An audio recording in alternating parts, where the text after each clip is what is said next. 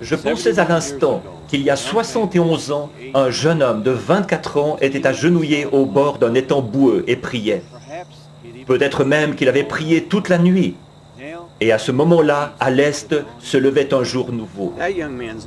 Ce jeune homme s'appelait William Marion Branham. Et alors qu'un jour nouveau se levait ce matin-là, en 1933, un jour nouveau se levait aussi pour tout le peuple de Dieu, car Dieu avait envoyé son messager parmi nous. De même que Jésus est venu et a marché avec ses disciples sur les rivages de la Galilée il y a 2000 ans, de même, nous aussi, nous avons marché avec Dieu en ce temps-ci. Il a équipé un homme, un vase humain, d'un don qui devait démontrer la présence de Jésus-Christ parmi nous, ainsi qu'il l'a promis dans le livre de Malachie. C'est principalement ici, à Jeffersonville, dans l'Indiana, cette petite ville au bord d'une rivière, que William Branham a vécu une vie toute empreinte de simplicité. Il a construit un modeste petit tabernacle dont il était le pasteur, faisant fi de la célébrité, de la fortune qu'aurait pu lui procurer facilement le ministère unique que Dieu lui avait donné. Mais son seul but dans la vie a été de prêcher et de vivre la parole de Jésus-Christ devant sa génération. Je m'appelle Joseph Branham et voici mon frère Billy Paul Branham. Aujourd'hui, nous aimerions vous inviter à parcourir avec nous la ville qui a vu les empreintes de pas de ce prophète. Un lieu où Dieu a marché de nouveau dans la chair humaine devant cette génération, dans un homme qui s'appelait William Branham.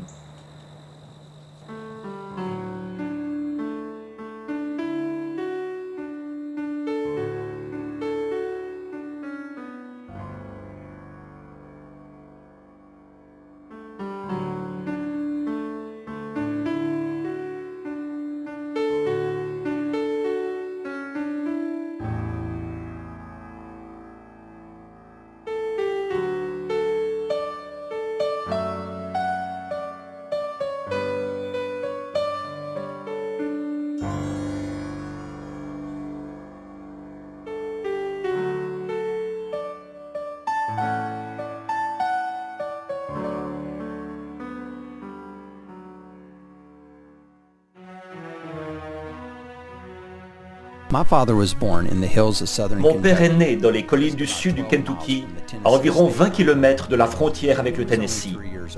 Alors qu'il n'avait que 3 ans, un jour qu'il jouait dehors avec son frère, il entendit une voix lui dire « Tu vivras près d'une ville appelée New Albany ».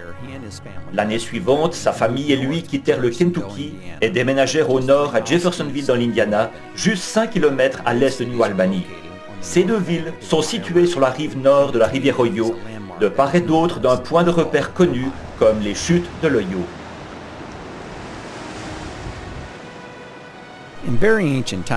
À une époque très reculée, les chutes peu profondes étaient un lieu de passage pour les troupeaux migrateurs se rendant vers les salons au Kentucky. Plus tard, alors que notre nation était jeune, les chutes constituèrent un sérieux obstacle pour la navigation des explorateurs et des colons qui voulaient suivre la rivière Ohio vers l'ouest. Finalement, ce lieu devint une halte pour les voyageurs. De nos jours, Jeffersonville, qui est située sur une langue de terre faisant saillie sur le cours de la rivière, juste au-dessus des chutes, est redevenue une halte pour les voyageurs venant du monde entier. Comme nous aujourd'hui, ils viennent visiter certains des endroits à l'intérieur et autour de cette localité fluviale qui ont vu les empreintes de pas du prophète de Dieu.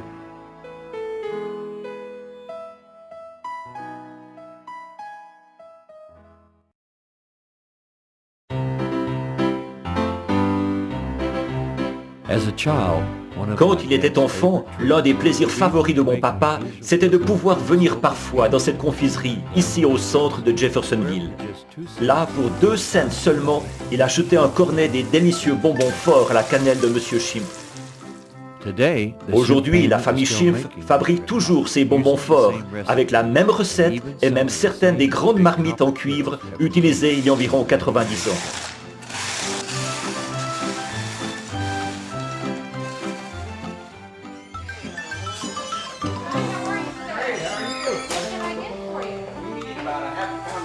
Okay. Is there anything else I can get for you? Des croyants du monde entier visitent cette petite confiserie dont papa parlait avec tant d'affection. Et comme nous, ils ne peuvent s'empêcher de ramener chez eux un paquet de ces bonbons forts qui maintenant sont devenus célèbres dans le monde entier.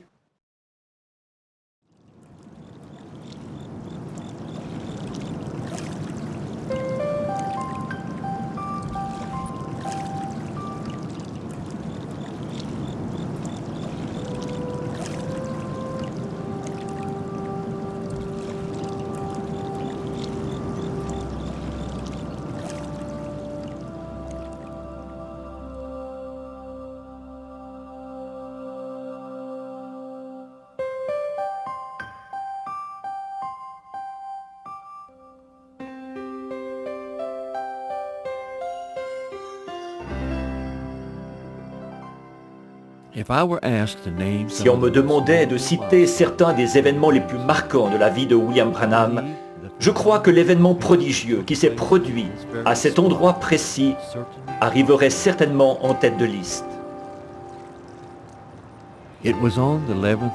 C'était le 11 juin 1933 et papa conduisait un service de baptême ici dans la rivière Ohio, au bout de la rue Spring. Il venait de tenir 2 semaines de réunion de réveil et les gens qui se faisaient baptiser s'étaient convertis à ses services. Il y avait notamment Francis Marion Harvey, le grand-père de papa, âgé de 73 ans. Ma mère, sœur Hope, prenait des photos avec son tout nouvel appareil Kodak Brownie.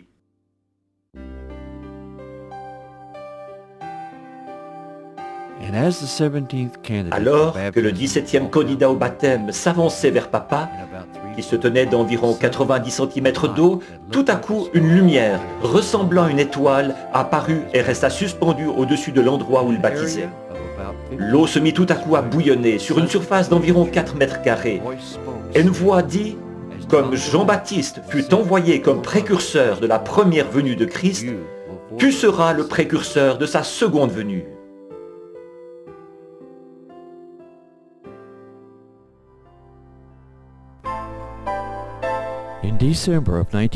En décembre 1936, ma mère, sœur Hope, s'est évanouie alors que debout, elle attendait le bus pour aller en ville faire ses achats de Noël. Ce soir-là, ici, dans cette maison, pendant qu'il priait, papa vit un voile noir descendre devant lui. Puis il vit les rues de Jeffersonville inondées. Et un ange mesura 6,70 mètres d'eau à l'angle de la rue Spring et de l'avenue Court. 6 semaines plus tard, ce qui devint l'inondation record de 1937 recouvrit complètement la vallée de l'Ohio.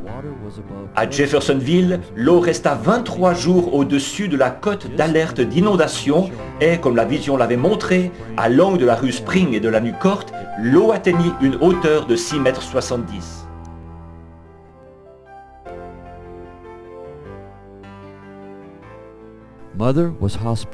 Maman, atteinte de pneumonie, fut hospitalisée, tandis que papa passait ses journées dans son petit bateau à aider les équipes de secours qui patrouillaient dans les régions inondées à la recherche de survivants pour les conduire en sûreté. Pendant une opération de sauvetage particulièrement terrifiante, le moteur de son bateau cala et très vite, il fut pris dans de dangereux courants qui l'entraînaient rapidement vers les chutes de l'Ohio. Implorant la miséricorde de Dieu, il pensa à l'occasion qu'il avait rejetée d'aller évangéliser. Alors il s'écria, « Seigneur, si tu me pardonnes, je ferai tout ce que tu veux que je fasse. » Quand il essaya de nouveau de mettre le moteur en marche, cette fois-ci, il se mit en marche immédiatement et il put atteindre la rive sans dommage.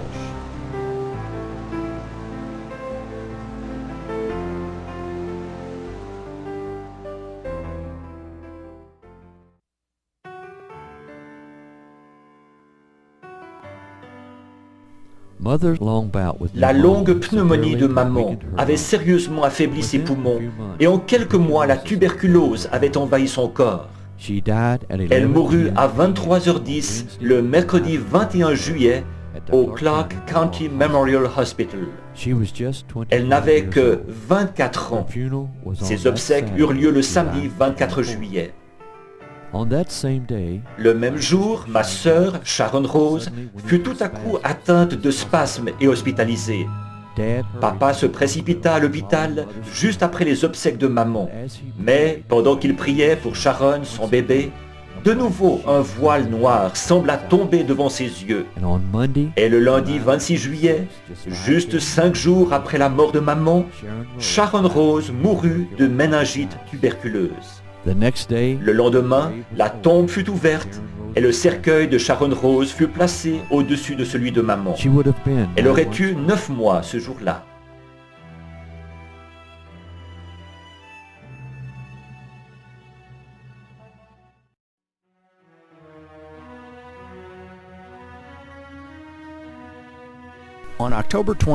William Branham et Meda Marie Breuil se marièrent le 23 octobre 1941. Leur maison était en face du Branham Tabernacle dans la même rue. Dans l'assemblée, presque tout le monde était pauvre et arrivait difficilement à joindre les deux bouts.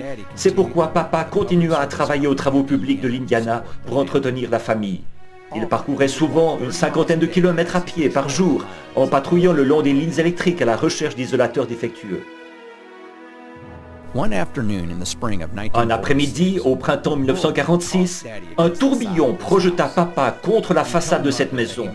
Il dit à maman qu'il devait connaître une fois pour toutes la signification de ces événements étranges et que pour cette raison, il allait partir dans la forêt. Avant de se rendre au moulin à Green, où il allait souvent prier, il lui dit « Je ne rentrerai pas à la maison avant que Dieu m'ait parlé. » Il passa la nuit dans une toute petite cabane située dans le même coin qu'une caverne bien cachée qu'il avait découverte quand, garçon, il posait des collets et pêchait dans ce lieu sauvage pour aider à nourrir sa famille. Pendant que papa criait à Dieu, il était environ 11 heures du soir, un ange apparut dans la pièce. Je vis venir une lumière, je venais de lire la Bible, je pensais que c'était quelqu'un qui venait, faisant briller une lanterne ou quelque chose à travers un trou dans le bois. J'étais loin dans un endroit désert, je me suis dit quelqu'un arrive. La lumière était par terre, s'étendant de plus en plus. J'entendis quelqu'un marcher. C'était un homme, il était nu-pied. Ses cheveux tombaient sur ses épaules. Il portait une robe. Et j'en mourus presque de peur. Il dit, n'aie pas peur. Je suis envoyé de la présence du Seigneur Dieu pour te dire que ta vie est étrange. N'essaye pas de te séparer de ces choses. C'est ton appel. Et Dieu t'enverra dans différents endroits dans le monde entier pour prier pour les malades. Et si tu peux amener les gens à croire et que tu es sincère, rien ne tiendra devant la prière.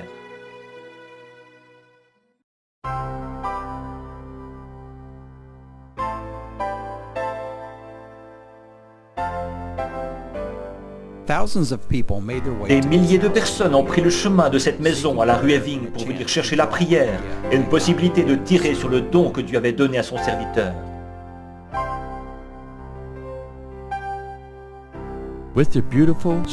Avec ses belles pierres apparentes et ses volets verts foncés se détachant sur le revêtement extérieur, cette maison d'environ 400 mètres carrés ressemblait à un palais pour maman et papa.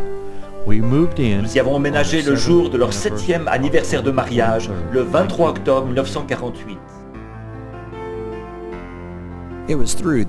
C'est par ce portail arrondi en pierre que la mère opossum entra en 1955.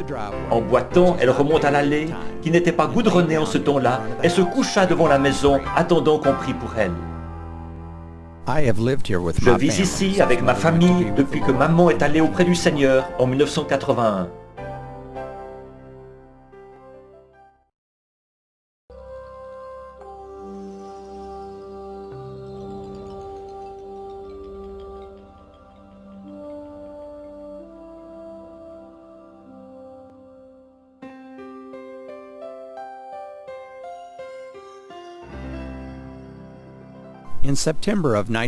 En septembre 1933, une parcelle fut achetée ici à l'angle de la 8e rue et de la rue Penn, là où la route faisait un coude pour contourner un étang peu profond. L'endroit était joli, parfois les nénuphars montaient à la surface en se frayant un passage à travers la boue et transformaient ce lieu en jardin. Papa aimait venir prier ici, et quand le temps arriva, ce fut l'endroit où Dieu lui dit de construire son église. Initialement, l'église s'appelait Pentecostal Tabernacle, mais plus tard on le connut sous le nom de Branham Tabernacle. Il a subi plusieurs transformations. En 1963, il a été considérablement agrandi pour ajouter 150 sièges au sanctuaire. Cependant, la même cloche qui sonna ce certain dimanche matin il y a 71 ans, appelant les croyants à venir assister au service, sonne toujours fidèlement actuellement.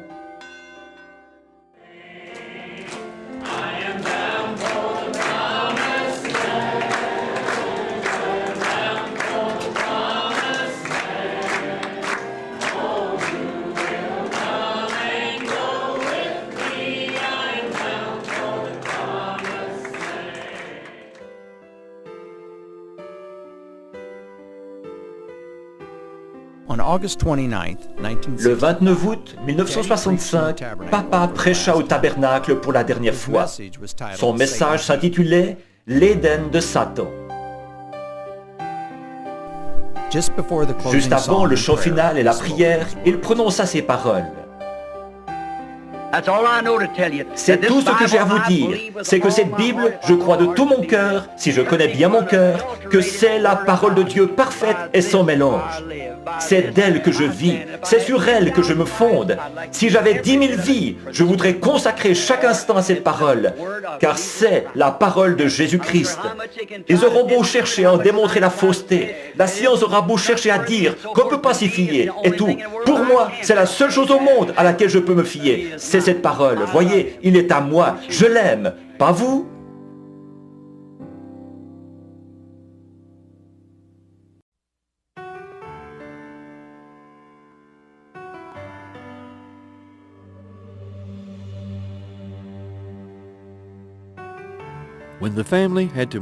Lorsqu'elle dut décider où ensevelir Papa, la famille choisit un emplacement au cimetière de l'Est, principalement parce qu'il n'est qu'un pâté de maison du tabernacle. La pierre fêtière fut dessinée par maman et frère Borders, et gravée avec des versets des Écritures et des sujets se rapportant aux enseignements de William Branham et au placement de son ministère.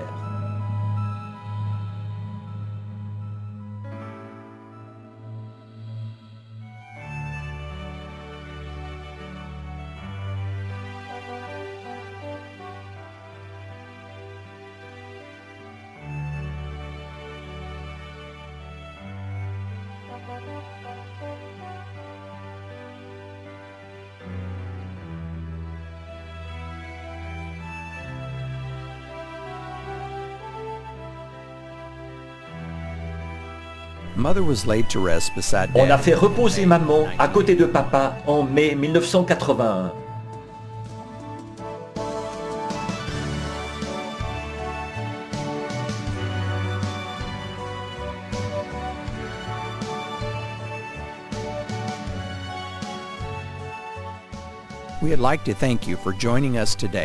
Nous vous remercions de vous être joints à nous aujourd'hui afin de parcourir du regard quelques-uns des endroits devenus familiers à des centaines de milliers de croyants du monde entier, tandis qu'ils écoutent la voix du prophète de Dieu, William Branham.